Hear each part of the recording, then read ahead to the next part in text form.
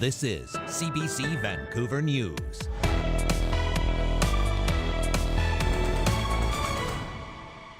I feel for the family. I mean, that's pretty sad. A teenage girl and a woman are found dead in a Richmond townhouse. Homicide investigators are now in charge.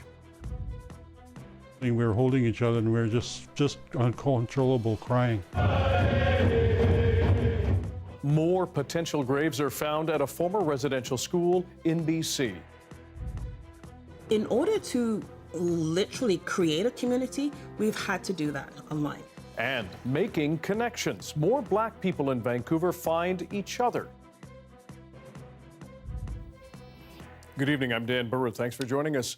We begin tonight in Richmond after two people were found dead inside a home in that city. Azara Premji tells us they are related, and one of the victims is a teenage girl.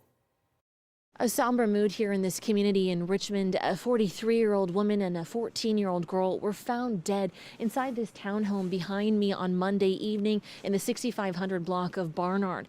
Now, homicide investigators have taken over the scene.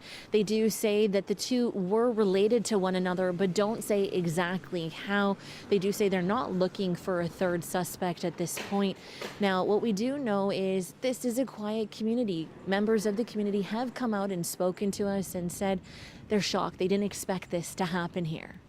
It's pretty scary. You know, there's a lot of kids, there's a lot of family members here, and it's a pretty close-knit community, and nothing like this really happens around here. I feel for the family. I mean, that's pretty sad. I feel for other families around here. There's a lot of hardworking folks in this area, and yeah, I don't know exactly what happened, but it's a tragedy. The Integrated Homicide Investigation Team says this is being considered an isolated incident, but of course those that we've spoken to in the community say they're still going to remain on edge until they get the answers as to how and why a 43-year-old woman and a 14-year-old girl died in this community. Zara Premji, CBC News, Richmond. Another BC First Nation is facing the discovery of potential graves at a former residential school.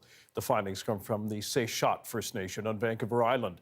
Renee Filipponi now on the community's struggle to find peace for those children who did not make it home. A somber moment marked with ceremony for a community fully aware of the atrocities that happened at the Alberni Indian Residential School. It's a sacred responsibility that we have to get the answers that survivors need and deserve, as well as those that didn't make it home. 17 potential unmarked graves were found on the grounds during a geophysical survey. And through records and survivor interviews, the nation says at least 67 children died here. For survivors, this is the truth that they've been sharing from the very beginning. From the very beginning of knowing that some children never made it home. And today we're helping verify what they've been telling us all along. Only 10% of the 100 hectares the First Nation wants to survey has been scanned. The school was open for more than 70 years. Run by the United Church for most of it, children from nearly 100 communities were forced to attend. Today, some buildings still stand, places where children suffered. Charlie Thompson is one of them. He remembers vividly when he and his brother were dropped off at the residential school.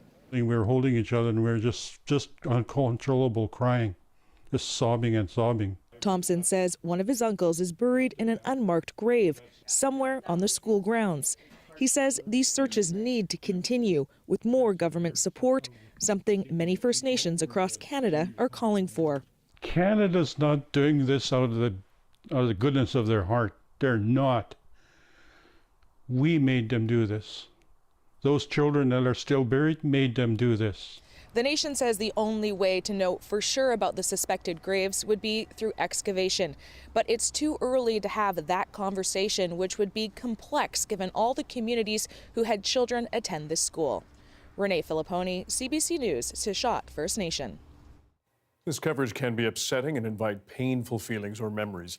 If you or someone you care about is looking for support, you can reach the National Residential School Crisis Line, 1-866-925-4419, 1-866-925-4419. It runs 24 hours a day and is available for survivors, intergenerational survivors, and their loved ones. Plenty of people are feeling frustrated that citizens in Surrey could see a huge tax hike. Today, there was confusion over how the information was released at all. As Mayor Baines reports, some are questioning the mayor's motives as she blames the problem on the city's policing woes. The whole situation is putting pressure on Public Safety Minister Mike Farnworth, who has yet to make a decision on whether Surrey will keep the RCMP or continue transitioning to a municipal police force. This is not some exercise about, here's our plan, rubber stamp it, and check off a few boxes. Farnworth says he needs more time, but Surrey's Mayor Brenda Locke shocked the city's taxpayers with news her city's budget would include a 9.5% increase because of the cost of transitioning back to the RCMP. It is because of the stalling of the transition. It is because of all of those issues that have been happening over the last 4 years that have been cost overruns. That's in addition to an 8% increase to account for inflation, more police, firefighters, and bylaw officers, and road improvements, meaning Surrey taxpayers could see their costs go up by 17.5%. But given the numbers could change, this political expert wonders why Locke is highlighting them now. I really don't know anymore. I think a lot of people, a lot of residents and voters in Surrey are going to be confused as well, and quite possibly the minister is going to be confused. Meanwhile, Surrey Police Service Chief Norm Lipinski is calling for an independent audit of the city's numbers. In a statement, he says, "We are becoming increasingly concerned by the city of Surrey's financial numbers that seem to be inflated and mischaracterized simply to call the viability of Surrey Police Service into question." He says Surrey residents don't know who to believe. Locke says she's seeking legal advice after Lipinski's comments. It's an incredible statement by a chief of police, and I guess my comment is, how dare he? We have 20 professionals working on this in the city of Surrey. How dare Chief Lipinski question their integrity of their work? But if the aim is in fact to put pressure on the province to make a decision fast, well, the BC Liberals are joining in. When will he finally make a decision on the future of policing in Surrey? But Farnworth says he only received the information he needed last Thursday. Mira Baines, CBC News, Victoria. Time to bring in our municipal affairs reporter, Justin McElroy, with more on this. Justin, we saw there the Surrey Police Chief wants an audit. He's calling the costs inflated. The mayor says not so. What's really going on here? Yeah, what's really going on, Dan, is a lot of politicking at this point and trying to frame the argument, because it's important for people in Surrey to know that it's going to be several more months until the deadline to pass the budget comes in place. So right now, all that you're seeing with the numbers is very preliminary, and it's based a lot on the fact that you have two different police departments, both in operation, both believing that they will continue to be in operation, both wanting to be in operation, and the city of Surrey having a lot of assumptions they have to make here in terms of at least what they tell the public. Now, Mike Farnworth, as you heard in that story, going to be making a decision in the next couple weeks. That'll help inform what the budget actually looks like and the assumptions. In terms of, the question of an audit and could it really be that high of an increase? Look, Surrey is the only city in all British Columbia right now with two different municipal police forces running, one under the RCMP, the other independent, and police budgets take up the largest amount of any city budget. So it's certainly a plausible number. It's going to be interesting to see at the end of all of this,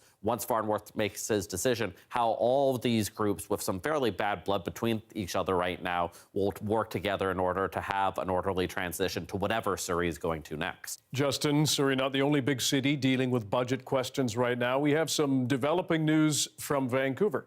Yeah, it's not quite 16, 17, 18% hikes, but 9.7%. That's what's on the table for the city of Vancouver. It was announced just today. And that, if you take a look at this chart, would be a high over the last 12 years or so. And if you can see, it's been a pretty steady increase up over the last little while for a wide variety of reasons. Now, the question is going to be whether the city government looks at this, tries to find cuts in places to trim to keep that property tax increase lower than before, or says, you know what, given all the priorities that we have and inflationary pressures in place, we're going to more or less stick with that. We spoke with one councillor with the ruling ABC party this afternoon, and he made it seem pretty clear that that increase isn't going to really change much from the draft that we see today.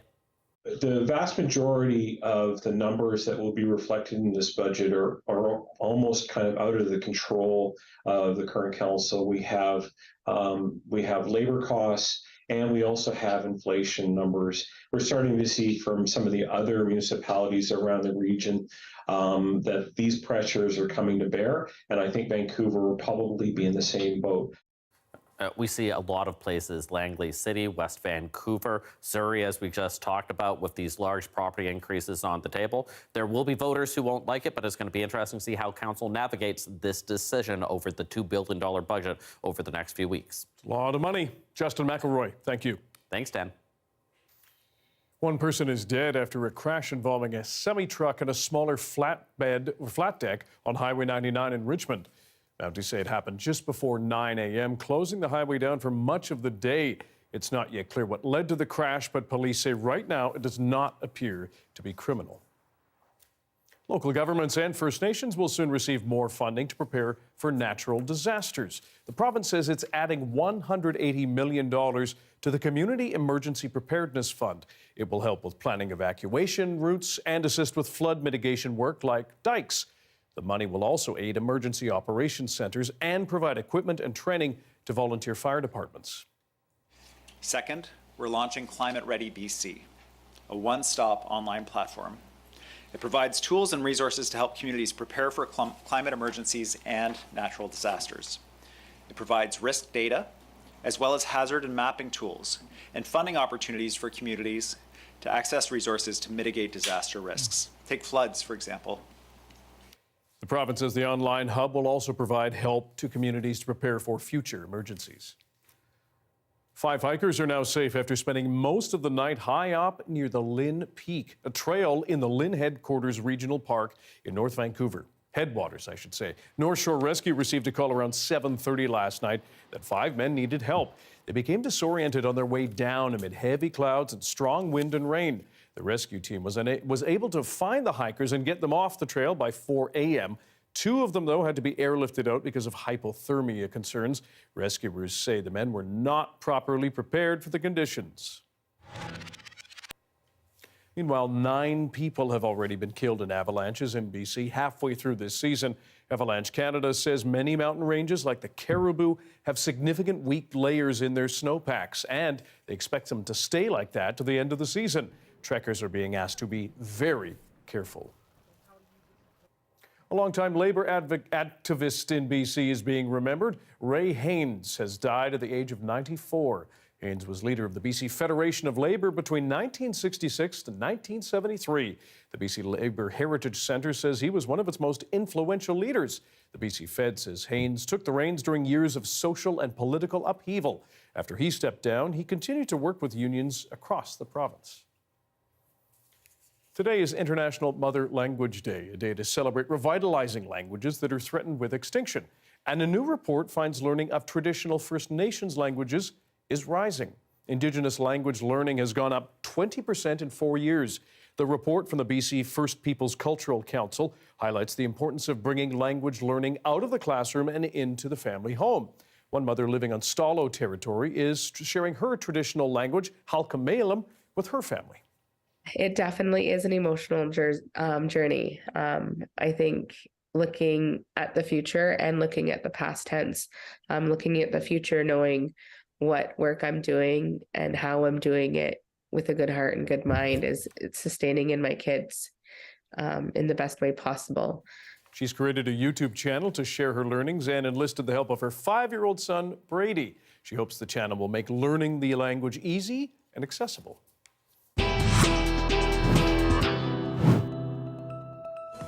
No secret, making friends in the Lower Mainland is not always easy. How one group is changing that for Black people after the break.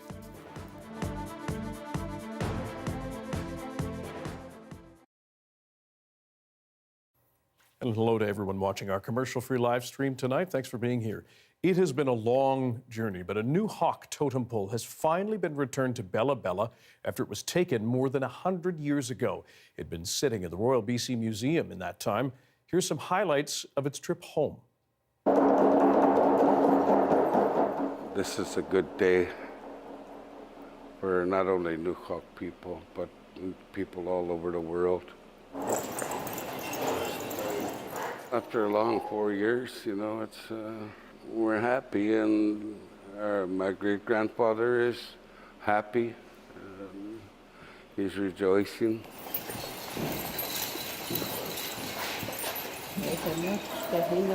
And he's the one that came to me through my dream, and he's requested that we do the work that we're doing today by bringing back my great-grandfather's totem pole. It means a lot to us, and just to be around that totem pole, the spirit that's in the totem pole, you get feel what it felt like 100, 200 years ago. So a lot of us went to residential school. Lots of us are half assimilated nowadays, and we're so confused. I'm happy that we can put the totem pole right here in this school. Our family had decided that for a big purpose.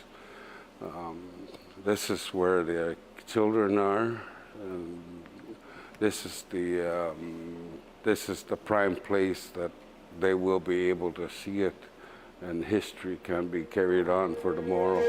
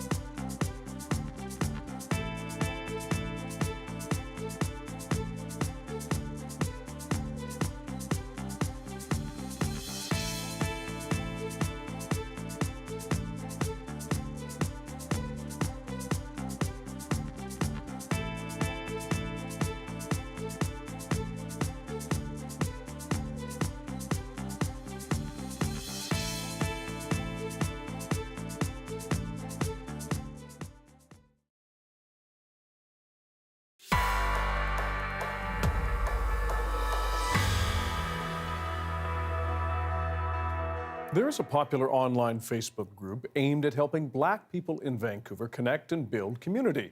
It's called, Meanwhile, Black in Vancouver. It's grown to more than 5,600 members, and its moderators say it's dedicated to preserving Black culture in this province. I say I was down to 3 friends of African descent, and 2 of them were leaving town. And I was almost ugly crying, saying, what am I going to do? I love it here. I don't really want to leave, but I don't think I can be here without some kind of cultural community. And the one friend who was remaining here, she said, there is this group, can you join?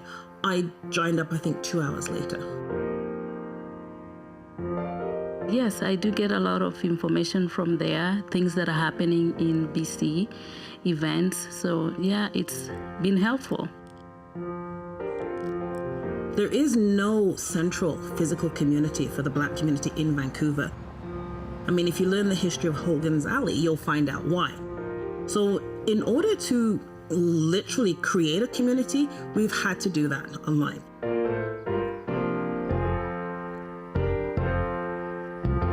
My name is Debbie. I am of Jamaican descent, born and raised in the UK, and I've been in Canada for over 30 years.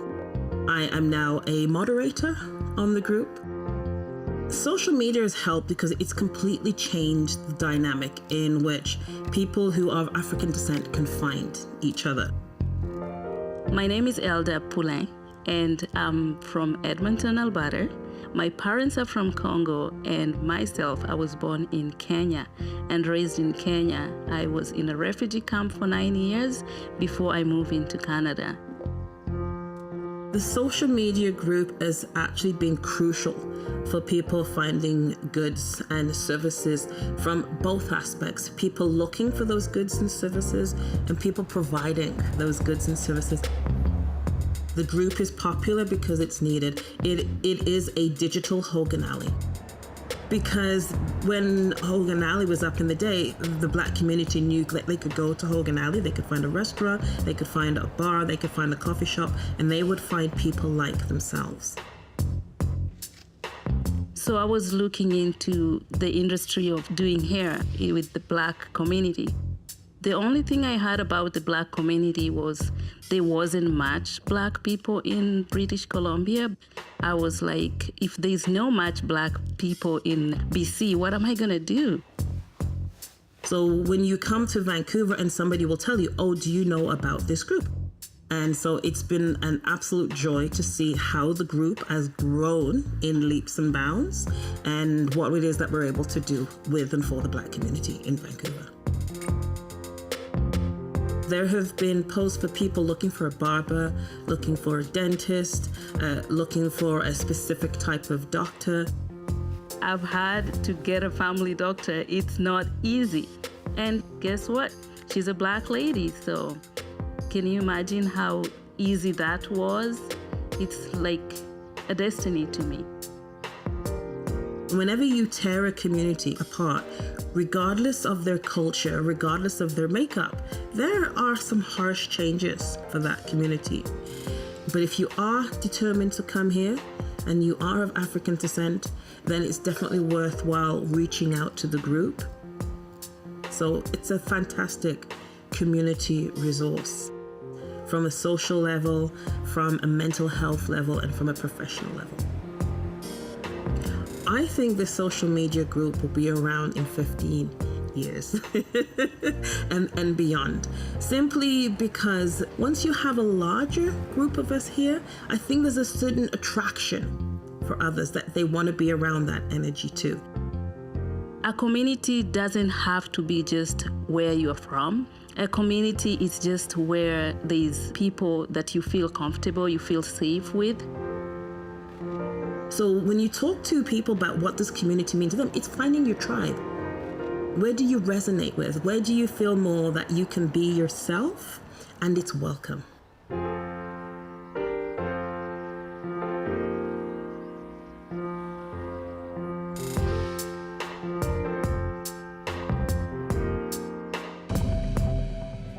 There's a live shot of Harbour Centre. You do not see Grouse Mountain in the background, though. We even had some graupel fall today on the south coast. Johanna will remind you or share with you what that is in your BC-wide forecast right after this.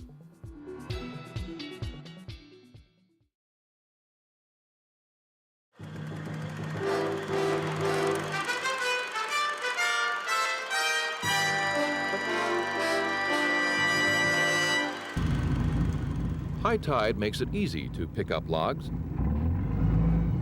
This one just drifted by.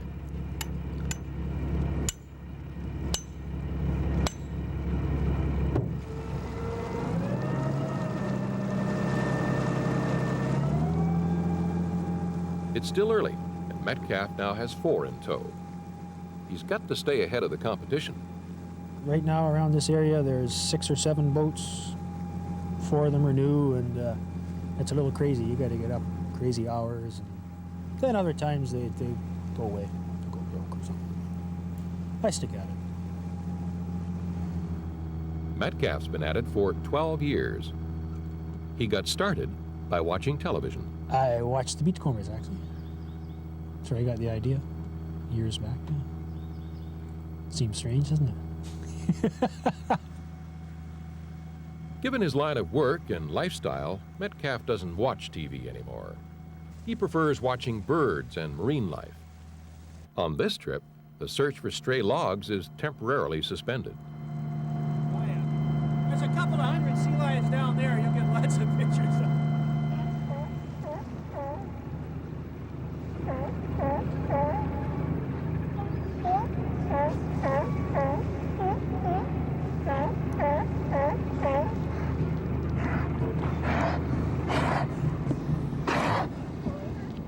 It's been going on for about 2 months now.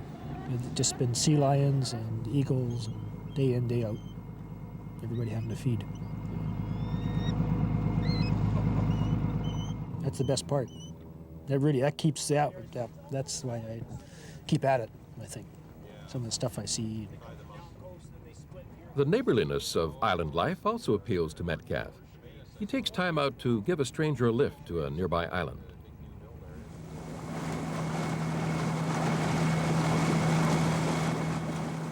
Then it's off to look for more logs. Herb Metcalfe works nearly every day of the year. It's the nature of the job. His greatest reward seems to be the easy tempo of coastal life, one that's underscored by the waters he travels and the things he sees every day. But there's a cost. Apart from the long hours in all types of weather, island life is isolated from the mainstream. People think that, living sort of in the country or on an island or something is cheap, but it's not in some ways. I miss the city sometimes, for some of the stuff it can offer, but this kind of life makes up for it.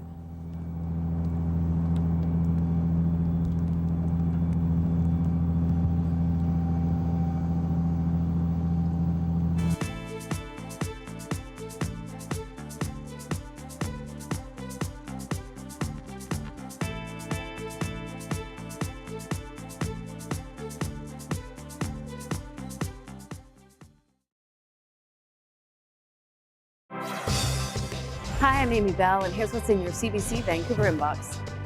On March 29th, join Leanne Young at the Zilly Cares Conversation on Care, a mental health fundraiser with special guests Dr. Gabor Mate and Dr. Mariam Zainadin. Get your tickets at zillycare.com. And never miss a special programming series, event, or contest. Subscribe to CBC Vancouver's e-newsletter at cbc.ca/Vancouver Inbox and keep connected with us. The weather update is brought to you by Direct Buy Furnace, installing the most reliable heating and cooling brand. It's hard to stop a train. Time for our BC-wide weather forecast on a wild weather day, at least on the south coast, with meteorologist Johanna Wagstaffe with the Grapple Report. Yeah, we're going to need a Grapple Report theme song, I think, down the road for this. Working on it. Exactly. If you saw what looked like hail fall today across Metro Vancouver, that was actually Grapple coming from a thunderstorm cell. And actually, let me show you the picture across the province earlier today. We had some spin in our atmosphere, which you can sort of see in the satellite and radar, that spin leading to convection and an isolated thunderstorm cell that drifted east to west across Metro Vancouver. And so Grapple is basically what I like to call dirty snow or grainy snow. So it is snow where supercooled water droplets have attached and hardened the outside, as opposed to hail, which is water droplets that get carried up into the upper atmosphere and coated in ice.